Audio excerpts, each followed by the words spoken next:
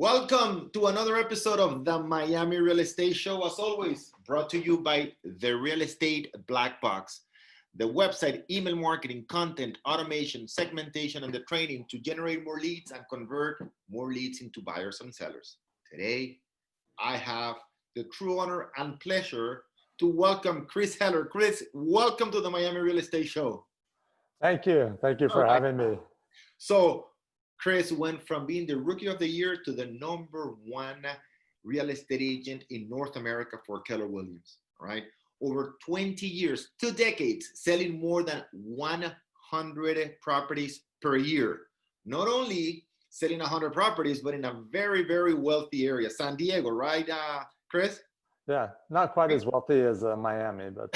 Well, but you know, we can argue about that. It's a beautiful area, right?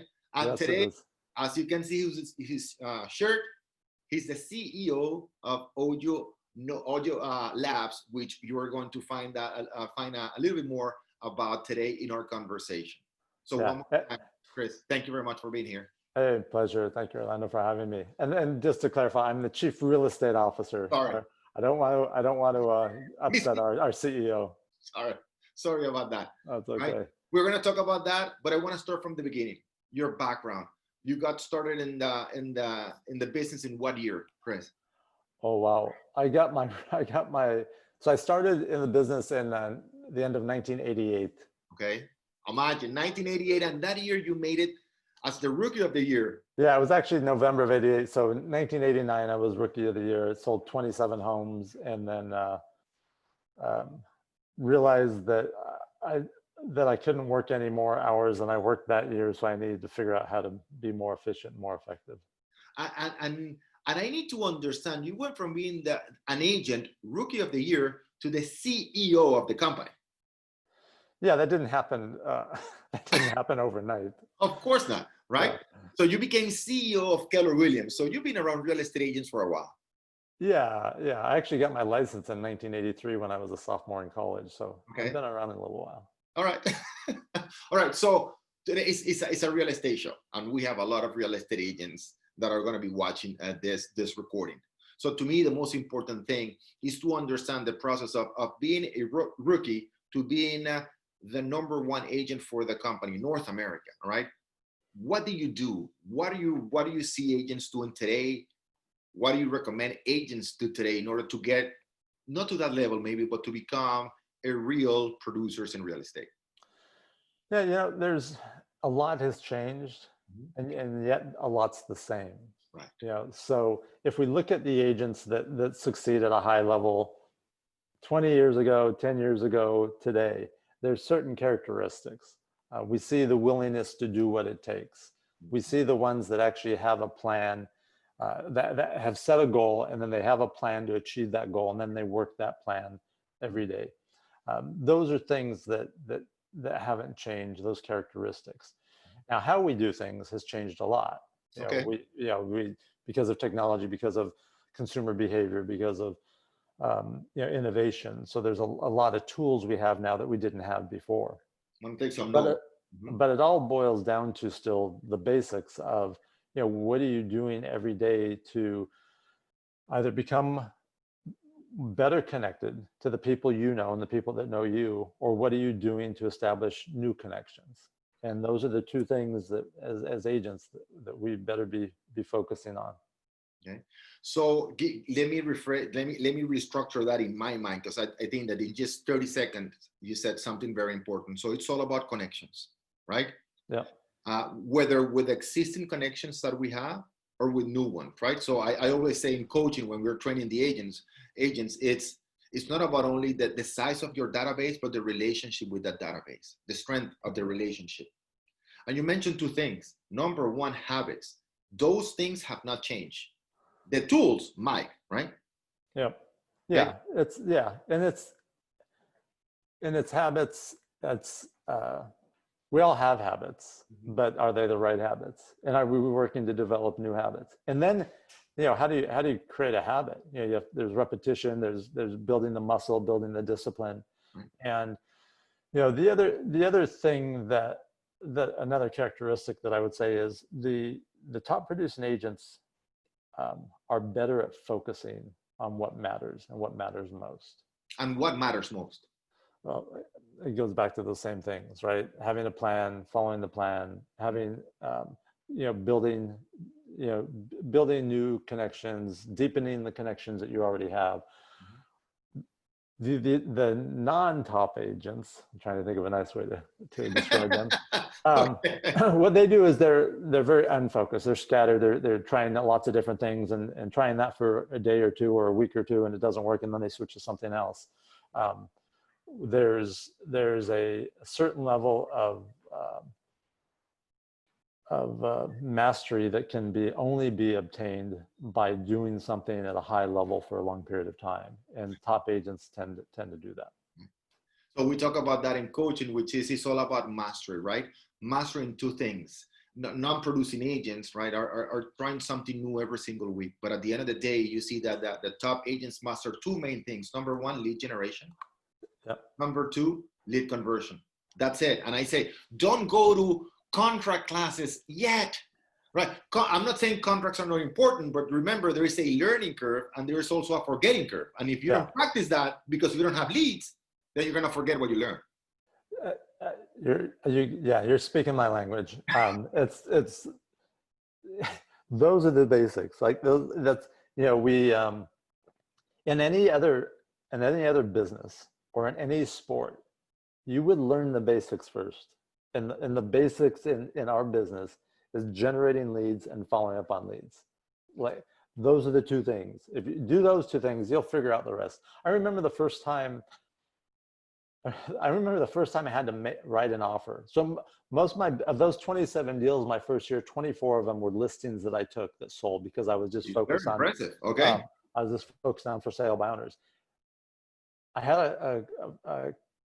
a consumer who wanted to buy one of my listings. So I was representing them too. And I had to fill out the purchase contract. I had never filled one out before because I just received them as the listing agent.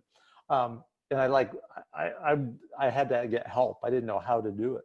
I didn't even worry about learning how to do it until I had to. I was focused on that lead generation, that lead follow-up. Right.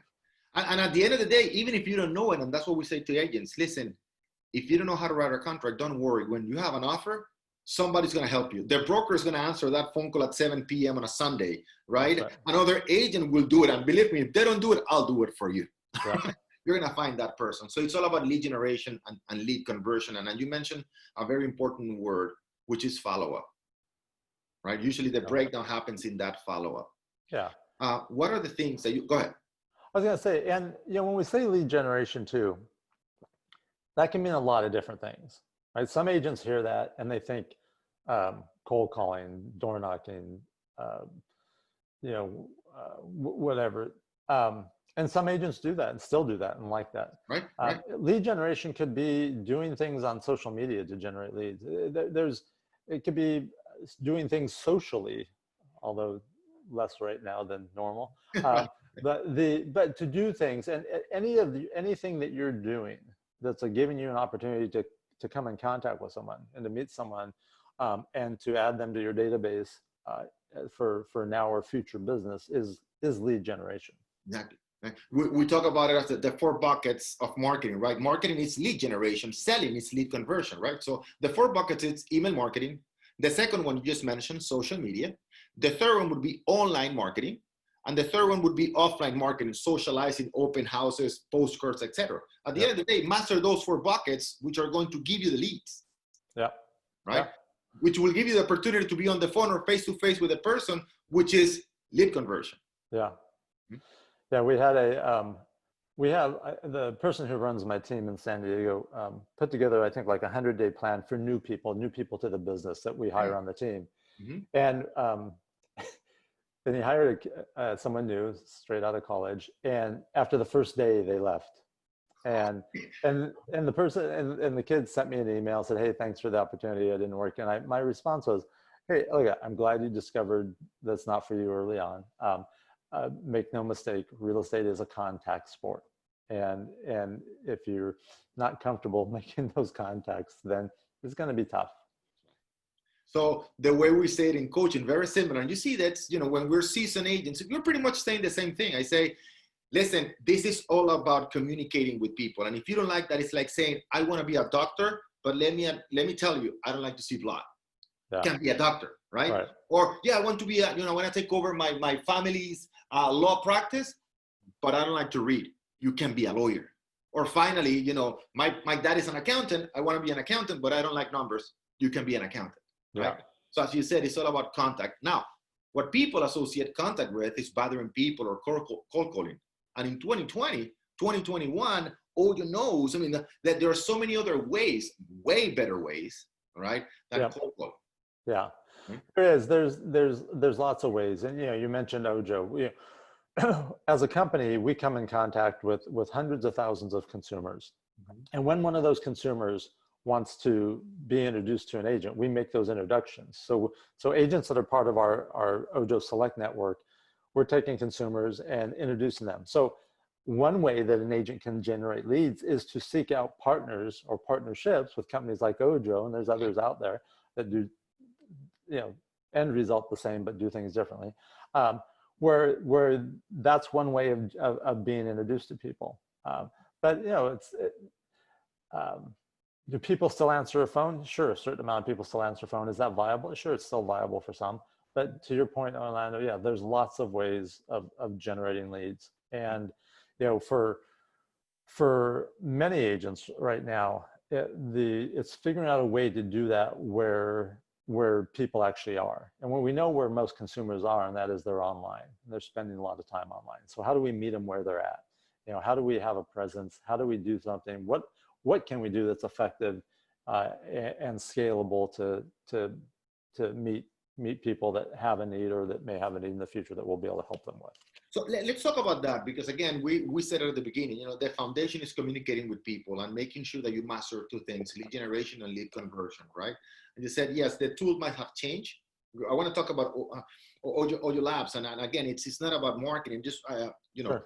publicizing or advertising the company. I want people to understand your value as an agent, your value with the company, so they have other options also of generating leads, right? Yep. So we talk about, creating the right habits. There are different tools now. So you are in the technology world too, right? So yep. What do you see today in 2020, the technology helping? Because I say technology won't make an agent better. It will help them be more efficient. Yep. But make no mistake, you need to master those two things: lead generation and lead conversion. So can you tell me about technology? You're in that world today? Yeah, so there's couple of thoughts around that. One is consumer behavior and consumer expectations are extremely high, mm-hmm. right? As a consumer, if you or I are going to purchase something online and we go to a site where we have to put in our address, we go to a site where we have to put in our credit card information, which is not a big deal, but because we're so spoiled, because at Amazon we don't have to do that anymore. They know our credit card information, they know our address. It almost feels like a hassle. Like, can't believe I have to put in my address. Can't believe, they want my billing address too. Now they want my, all that stuff. We feel almost like I said, that's a hassle. We're being put out because we have an expectation. We have an expectation like, why don't they already know that? Why aren't they? And same with questions, right? When we have a question online, hey, I had bought my daughter some shoes on Nike.com. Mm-hmm. I had trying to do a return from an order that had multiple orders in one, and I was trying to figure it out. So I used their chat. It was instant. It was helpful. The guy facilitated everything. Emailed me the return label, helped me place a new order. It was like a great experience. Now I've also had experiences with companies online where I'm trying to get a question answered. I'm even trying to find their phone number to call them. I can't even find their phone number. And that's maddening. It's maddening as consumers. So as agents, we have to understand the behaviors and the expectations that consumers have. And we have to make sure that we're meeting or exceeding those expectations. So again, what do people want? What do we want? What do I want? What do you want? We want things fast. We want transparency. We want certainty. We want savings. And that doesn't mean the lowest price. Maybe we want to save time. But those are the things that consumers want. So in dealing with real estate and dealing with real estate agents, we have to make sure that we're operating in a way that is consistent with that.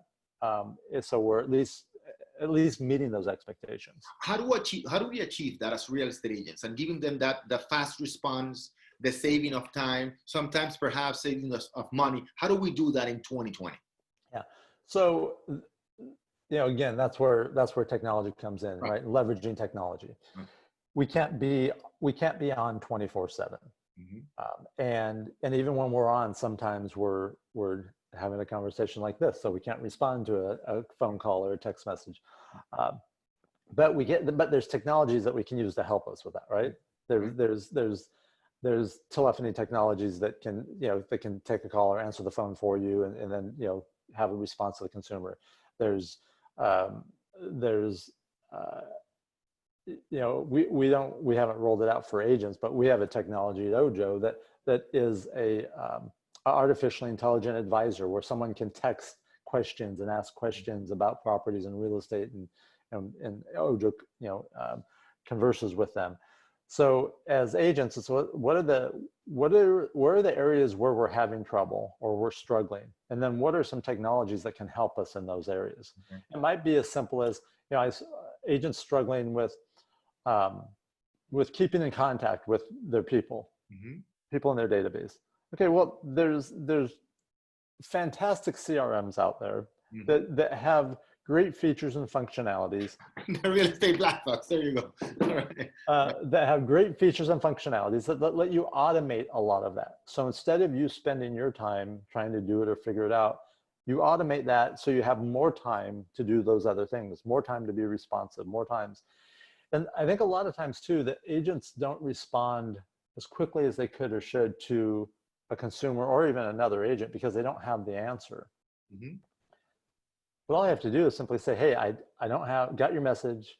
I don't have the answer right this second, but I know where to get it. And as soon as I do, I'll be back in touch with you. You'll hear from me before the end of the day. That's an okay response most of the time, right? Most clients will accept that. Yeah. But to do nothing or not respond or do that just doesn't work anymore, right? We used to call that bad customer service. Now that's not even, you're not even in the arena of what's expected now with that type of behavior. So when we say that and the leveraging technology, it's asking ourselves as real estate agents, right? Number one, can I eliminate this activity? Sometimes you can, sometimes you can't, right? So if you can't eliminate it, so let's ask ourselves as real estate agents, can I automate it through technology, right? And if I can automate it, then can I delegate it? And usually when we find the answer to those three things, no, then that's something we have to do. But usually, all right, everything but lead generation and conversion can be automated or delegated. Yeah, I love that. Yeah. So at the end of the day, all we have to do is focus on mastering lead generation and focus on mastering the skills of lead conversion. That's it. Everything else can be eliminated, automated, or delegated. Yeah. And that's the beautiful thing about 2020. All right. So you started in real estate in 1983, right? You became a top agent. You're still selling over 100. Your team is still selling over 100 transactions a year. Correct. Right. So what do you attribute other than the follow-up? All right. Because to sell 100 properties a year, to do over 100 transactions in 1 year, it's way more than follow-up. So what systems do you guys have in place right now, and what skills your team has developed, all right, in the last 2-3 years that allow you to perform at such a high level? So if we just think about the last couple of years, there's everything from a chat feature on the website that allows people to get questions answered if they don't want to call us or anything else, to some IVR telephony tools that make sure that if someone is calling, that it's going to multiple people so that it gets responded to or that it gets answered immediately. We do a lot of marketing and remarketing and retargeting on social media, so that we are able to leverage to be in more places at the same time, and to be in front of more people at the same time. And then a lot of it And there's all, and agents tend to look for, tools and tricks and this and that. But a lot of it's just having the right mindset of being really clear.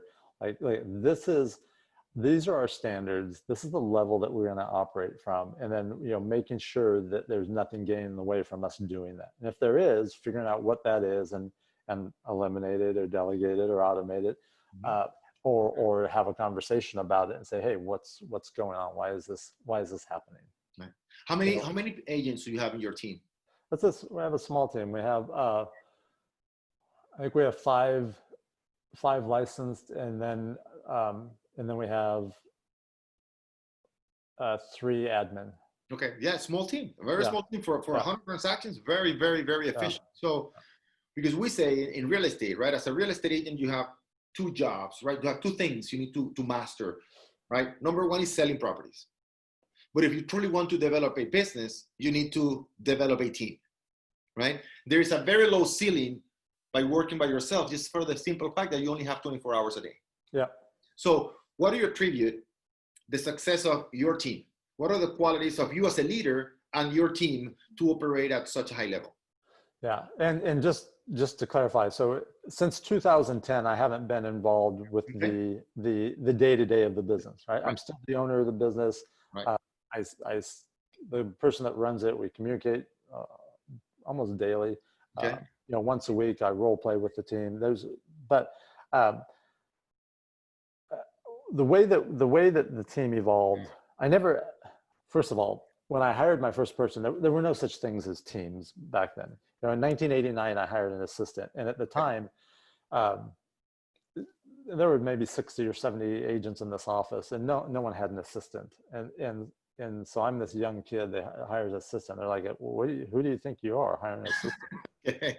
And I'm like, well, you've been stuffing envelopes for the last 4 hours, and I can pay someone to do that. So I think what I'm doing makes more sense. Okay.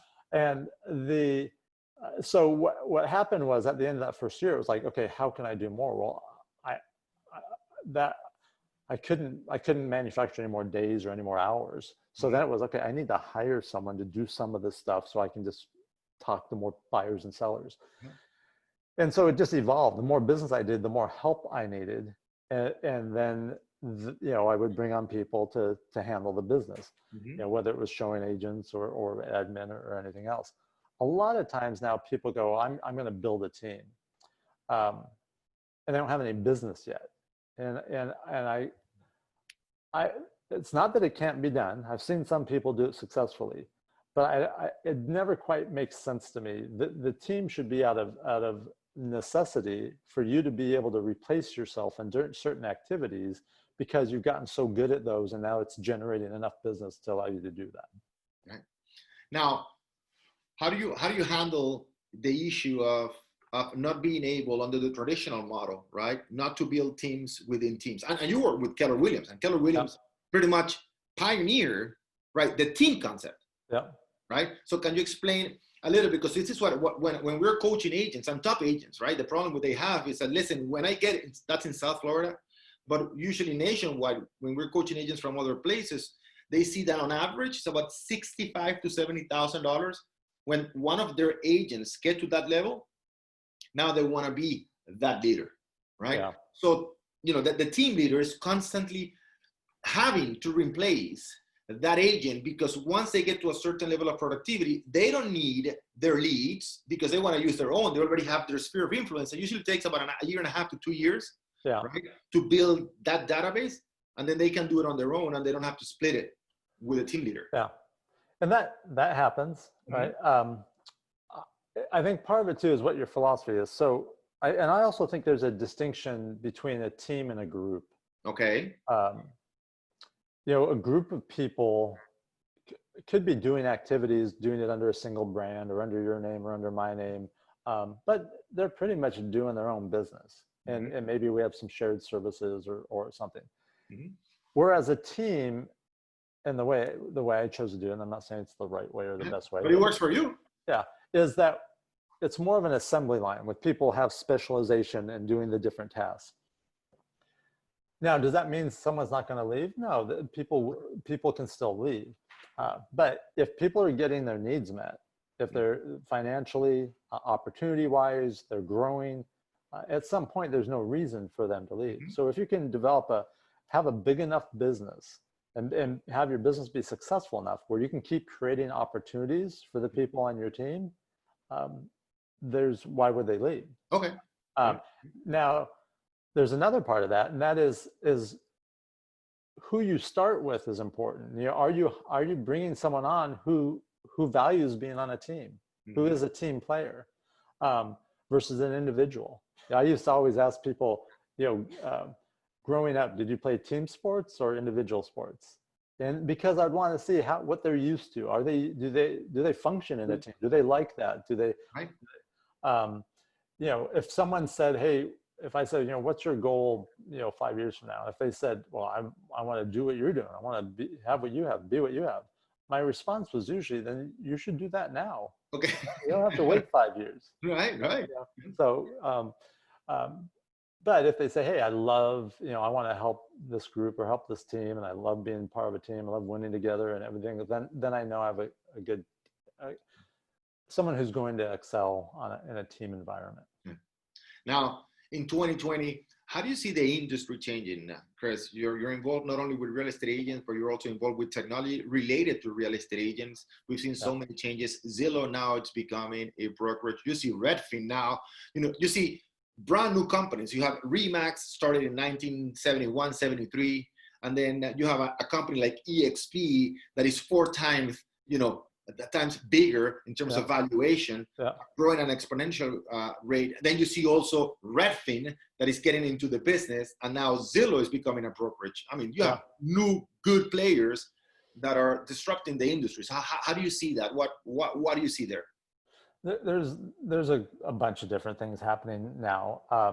So at the industry level, one of the things that's happening is buyers and sellers have a lot more options than they've ever had before, and how they do things, right?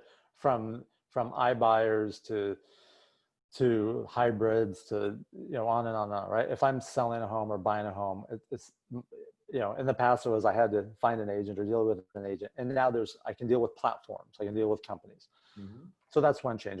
Consumers are having more options, and as agents, I believe we need to provide optionality to stay relevant. Another change that's happening is that. So platforms is one. Okay, just want to write. Another change is that those platforms and other companies are meeting consumers earlier in the process and before they meet agents now at a higher level than ever before, and I believe that will continue. Okay, meeting consumers before the agent do. Yeah. So. Now we're an agents focused company, but we meet consumers online at a very high volume, and we're introducing those to agents. And those agents, the agents we deal with, love it. Right? These are new introductions for now and future business, but they pay a referral fee on those. Right. And so agents are going to find that that a lot of the business that they're getting, they're either going to pay for themselves through their marketing efforts and everything else, or they're going to pay a referral fee to a Zillow or a Redfin or an OJO or some other company. So that's a change that's happening, that the more agents will be getting more of their business through referrals than through generating. Another change that's happening in the industry is that at the brokerage level, brokerages are finding it harder and harder to stay profitable. And so they're having to do things differently. And I see 2 trends. I see one is affiliated business arrangements where they're creating multiple revenue streams to ensure their profitability. The other is— It's very hard still. It's still very hard. Yeah. That's the whole another topic. But the other trend I see is that a lot of successful ones are operating just like a large team, where they go, okay, my 2 biggest challenges: profitability and recruiting and retaining agents, right? So if I operate like a large team where I can either generate leads or acquire leads, and I can help qualify those leads, and or teach the agents to do it. But if you don't want to go through that hassle, I can do it through my own ISA staff, and then I can introduce them to the agents and hold the agents accountable. Then you have a situation where the agents are getting benefit because they're getting business through the brokerage and from the brokerage, and the brokerage then has more control over, you know, what's actually happening, and more predictable and repeatable type of business. So you see more brokerages starting to operate as a large team. Mm-hmm.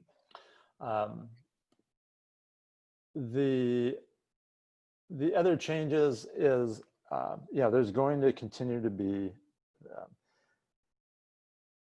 a lot of technology introduced that is either being introduced to help agents or to disintermediate agents, and like it or not, that's that's the reality of it. So then, as an agent, the question is, okay, what can I be leveraging? What can I be using that's going to help me be more efficient, more effective, and figuring out what's, based on how you're going to do your business, what are the tools you need to do it at a really high level. So here's what I learned from this 2-minute explanation. So number one, there are new platforms coming into the market, into our real estate industry, right? So those platforms are meeting consumers way before the agent does, right? So there are two options. Either the agent needs to get out of it gets forced to be out of the equation, or number two, agents are now going to depend a little bit more on referral basis from companies like OJO Labs, like Zillow, like many other companies, right? So very, very important trend, which means the newer agent, right, who doesn't have the opportunity to talk to that many buyers or sellers, right, doesn't have also the financial means, right, to get those referrals. Yeah. So it's getting harder and harder and harder for that new agent to launch their business. Absolutely. And that is another trend that you bring up, Orlando, is that for someone 10 years ago, if you or I were getting into the business new, it was sort of a level playing field. Were there top producers? Absolutely. But what we were going to do each day to go get business was pretty much the same as everyone else. Now, because so much has moved online, how does a new agent compete with that? How do they compete with a top team or a brokerage or top company that has a marketing budget, that has already peace of mind or a mind share of consumers, and that's why we see more and more people opting to join teams than go on their own as a brand new agent now. I think I've enjoyed this conversation very much. Now, what you just said has so much value for the people that can grasp and understand the concept. As a new agent, all right, and as an experienced agent too, but especially as a new agent, it's almost impossible because you see the numbers. 88 out of 100 agents won't renew their license after the first year. Only 12 survive, right? So now it's even more difficult because working by yourself, the question is, what do you have to offer? How can you compete with a team? Which is what you just said, Chris. So now I need to make sure that I join a team. So the question for the newer agents and for the experienced agents that truly want to compete at a higher level, the question is, do you have a team that can allow you to replicate yourself and have the authority and the presence in your marketplace? By yourself, very, very, very difficult. Would you agree on that, Chris? Absolutely. It's not impossible, just hard. Right. It also depends what your goals are. If your goals are to sell 5 or 6 houses a year, then you should be able to do that. Right, exactly. But if you want to be part of something bigger, create opportunities, grow and learn more, then the right team, not any team, but the right team can maybe the right vehicle. I don't know if it's the right time for you, but I'm very curious, right? And we didn't rehearse this or talk about this, but I wanted to know a little bit more about OJO Labs. And I know you have so you haven't launched the whole country, but I wanted to know a little bit more about OJO for my own sake. And I know agents here are going to be interested. Yeah. So can you elaborate a little bit on that and what the service is for real estate agents? Just within the last week, we launched the OJO Select Network, which is a referral network. Mm-hmm. And those are the agents that we'll introduce our consumers to, our buyers and sellers to. as I mentioned, we come in contact with consumers a lot of different ways. One of the companies that we just acquired in June was a company called Movoto. Movoto.com is a real estate portal. Consumers go onto that portal as an example, and they see a property that they want information on or that they want to go look at, and they fill out a form or they call us. We talk to them. We find out if they truly do want to be introduced to an agent, make sure they're not committed to another agent, and then we will contact several of our OJO Select agents, and we'll say, and they'll get a text message, and the first one that responds gets a phone call within a minute with the consumer on the line, when a live introduction to that consumer. We say, Orlando, say hello to Elizabeth. Elizabeth is interested in the property at 123 Anywhere Street. We told her that you're a great agent, that you could help her with whatever real estate needs she has. We're going to get off the line now.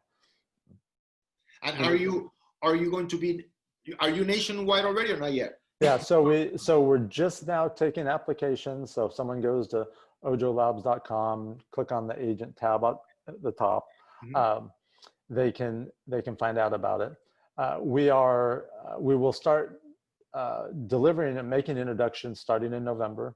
So very, very close. That's what I didn't want to ask too much about it. And we'll launch in about 50 markets, across the country. 50? 50. Okay, okay, all right. Yeah. So a lot of places, and probably by sometime between February and April, we'll be everywhere. So very quickly. So for agents that are looking to add a new source of business, a new source of introductions, we do look for experienced agents. We'd like to see agents that have been in the business for at least 3 years and have sold at least 20 to 25 transactions in the previous 12 months. If an agent's not quite there, we don't discourage them from applying, because sometimes in certain areas, we just need more agents for coverage or because of lead flow. So, and then there's a referral fee upon a successful closing that gets paid back to OJO of up to 35%. Okay. All right, cool. So I'll put all the description in the link below if you guys are interested. And Chris, it's been a true honor and pleasure having you here today. A person of your caliber, a huge, successful volume team, CEO of Keller Williams for how many years? I was the president of the worldwide division, doing the worldwide expansion for 5 years, and then 2.5 years as CEO. I left and then actually joined Loan Depot, one of the largest mortgage companies in the country, and became the CEO of a sister company called Mellow Home, and then had joined OJO full time in July of 2019. So the last question that I have for you, it's one piece of advice for new and experienced agents. For new agents, there's so much to learn, so many different technologies, so many different things. You don't have to master all of them. Find 2 or 3 things that you're going to get really good at. We talked about at the very beginning. Focus on meeting new people and deepening those relationships, however you're going to choose to do that. For experienced agents, looking at your business and say, okay, what can I do right now to meet and exceed the expectations of consumers that are changing all the time, that are evolving and becoming more and more demanding, as we all are, of what we expect. And either through having a team that's more specialized, either through technology or a combination of things, what can I do to make sure that I'm providing that type of experience? Because as consumers, there's certain experiences we want and expect. As agents, we have to be able to provide those experiences. And the ones that do, the ones that provide those experiences, the ones that continue to deepen the relationships they have and daily making new relationships are the ones that will do just fine. Chris, thank you very much for being here in the Miami Real Estate Show today. I hope to have you in the show again 6-12 months from now to keep getting so much feedback from you and experience. I hope to hear from OJO Labs 6 months from now and see how they're doing and how they're helping real estate agents. It's been a pleasure to be here with you today. Orlando, the pleasure's been mine. And when we do it again, hopefully we'll be able to do it in person. There you go. I'll go to Montana or wherever you are, because I know you like to travel. All right. Big hug to you, man. Thank you very much for being here. Thank you. Take care. And guys, thank you very much. This is another episode of the Miami Real Estate Show. You can go to the link below, learn a little bit more about Chris and also about other episodes and where we interview top agents and brokers in the real estate industry. Take care, guys. Bye-bye.